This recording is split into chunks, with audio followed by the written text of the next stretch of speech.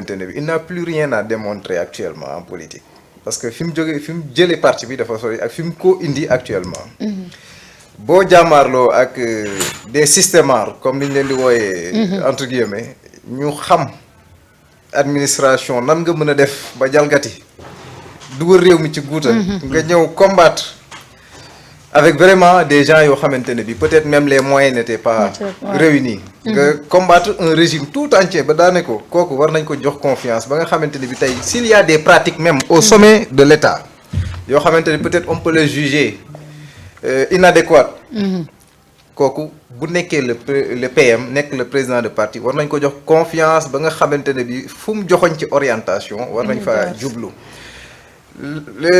ci li ñu wax les biais et autres man sama commentaire du ci sori parce que man je suis le secrétaire administratif de Pastef Bambey am na loo xamante ne bii ci parti Pastef un vrai patriote de souche doo ko cautionner quand tu es patriote de souche ak li ñu combattre fii ci réew mi am na loo xamante ne bii kenn du ko cautionner sur des pratiques parce que rupture la ñu woote en réalité te rupture mënoo ko woote avec des pratiques yoo xamante ne bii c'est des pratiques qui ont fait mouche depuis plus de 60 ans dans ce pays-là donc nañu delloo confiance bi au premier ministre Ousmane Sonko xam ne moom fi muy joxoñ à chaque fois foofu la te il se trompe très rarement en politique en tout cas le parti xam na fi muy joxoñ souvent c'est le bon endroit te nag incha allah gëm naa ne fi ñu jëm ci massification ak ci remobilisation des troupes dina permettre un ancrage beaucoup plus profond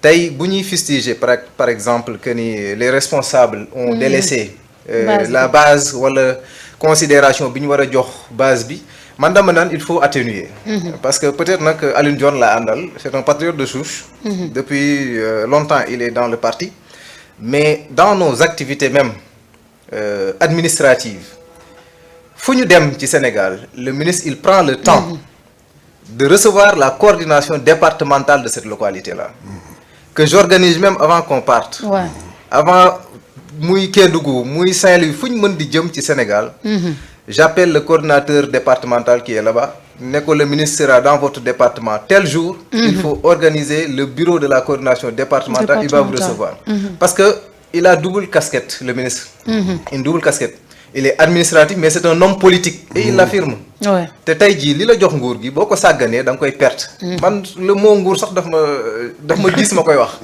li la jox état bi boo ko sàgganee da nga koy perte et c'est la base donc foofu la Ousmane Sonko woote dans la proximité avec la base et le ministre Aliou Dione il a compris cela et je pense que tous les responsables de Pastef doivent s'inspirer de cela man je le dis dans notre groupe de chefs de cabinet dama naan leen fu seen ministre di dem si vous pensez que il est seulement technocrate mën ngeen a bañ a def mais s'il a une casquette politique un responsable politique dans sa localité faites tout pour que fu seen ministre jëm ci Sénégal mu recevoir le Pastef qui est là-bas parce que ça permet de renforcer le parti en réalité di wax ne rek le président du parti moom ci instruction bi mu joxe le 15 décembre dernier pour ñu gën a dooleel parti bi moom liñ ci mën a jàngate en tout cas man li ma ci mën a jàngate mooy lan dafa delluwaat ci cellule xam nga cellule dañ koy marginaliser alors que le parti Pastef il commence par la cellule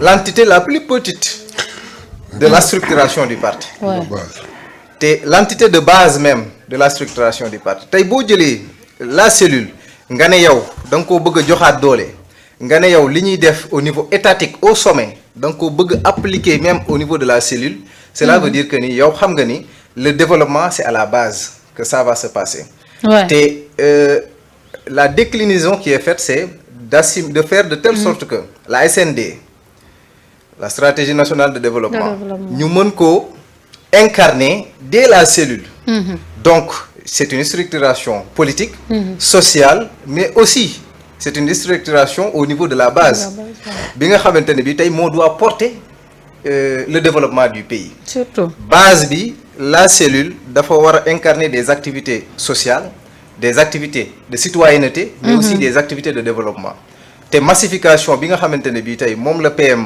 woote il faut que la cellule ñu gën koo renforcer gën créer ci 10 000 cellules actives noonu la ko doyen waxee sànq cellules actives avec des militants qui sont très actifs. Ouais. yoo xamante ne bi tey comprendre nañ la SND. comprendre nañ la vision Sénégal 2050.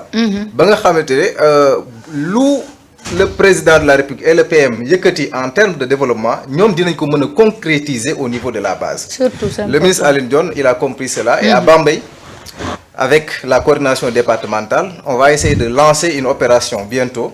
opération boo xamante c'est une opération de massification et de redynamisation du parti.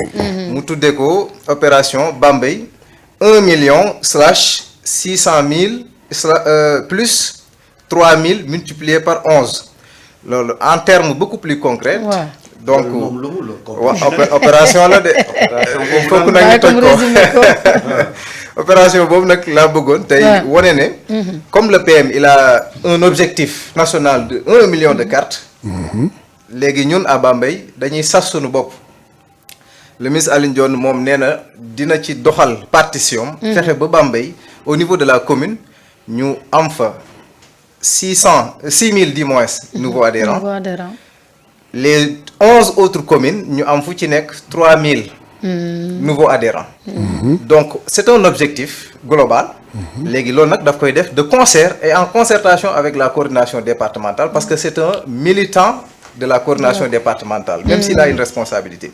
Mais nag il y a aussi la participation personnelle. Tey jii quand je me dis un militant de PASTEF je suis en mesure de mener des actions war naa mën a def ay actions yoo xamante ne bii tey dans le sens de la massification dans le sens même de la redynamisation des actions concrètes sur le terrain. C'est un responsable politique il y a un coordinateur départemental mais ku ci ne ñoom ñaar am nga la prérogative de l'initiative. mën nga ne tey lii lay teg pour dooleel parti bi lii lay teg pour topp li nga xamante ne bii le PM wax te li PM wax mooy que ni nañu massifier dooleel parti bi mais SND bi ñu dugal ko ci ménage yi. Surtout faire de telle sorte que la SND entre dans les ménages et pour faire cela il faut que la cellule joue un rôle. Il faut que la massification parte donc dans les nouveaux adhérents. lan mooy SND moom lan la moom SND. stratégie nationale de développement. stratégie nationale de développement. stratégie nationale. avant nga may poser question. waaw ci lii laa bëggoon a wax si waaye. jox na xale yi dëgg auprès de Ousmane Sonko. ci naka. Ousmane s'est arrêté à 1 million. fii dans son département il parle comme ça. su ko ñëpp toppatooyee xale yi am dëgg ci Ousmane kon on va dépasser le million dem.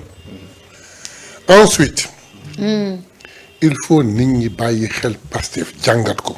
oui. militant Pastef bokkul ak benn militant. dirigeant Pastef bokkul ak benn dirigeant. militant bu njëkk. non dirigeant bu njëkk. borom parti bi je dis bien borom parti bi parce que moo koy créer moo koy dawal moo koy financer moo naan la Samba dama bëgg nga demal ma Dagana dooleel la may la doole pour nga dem Dagana de par ce pouvoir financier nga rassembler ma une base c'est pas le cas ici un militant de Dagana structure mooy dox ba mu nekk le responsable de Dagana ñu jox ko cër parce que mi ngi ci yoon bi Ousmane Sonko bëgg bu ci wàccee tey ñu bàyyi ko tey militant bi soxloolu la 1 franc xam nga lu wax na parti bi décidé bëggal rek c'est le seul parti financé par ses militants donc dafa kii donc li muy wax war na mën a ne donc li ci des rek mooy farlu. waaye nag ni mu ko waxee neex na noo gan maa ngi wax coordonnateur départementaux yi. waaw. waxuma ñu toppandoo ko. ah duñ ko toppandoo. non bëgguma ñu toppandoo ko. lu tax dama bëgg ñu def lu dàq li muy def. waaw. moom moo jëkk feeñal boppam. waaw na jël ndàdd. man juge rek laa. waaw Bambey moo jëkk feeñal boppam. ci yoon bu rafet. jëfin ju rafet. xalaat bu rafet. gaañu triché nañ ko na jël ndàdd. pour le bien du parti. waaye muy wane ne acte politique acte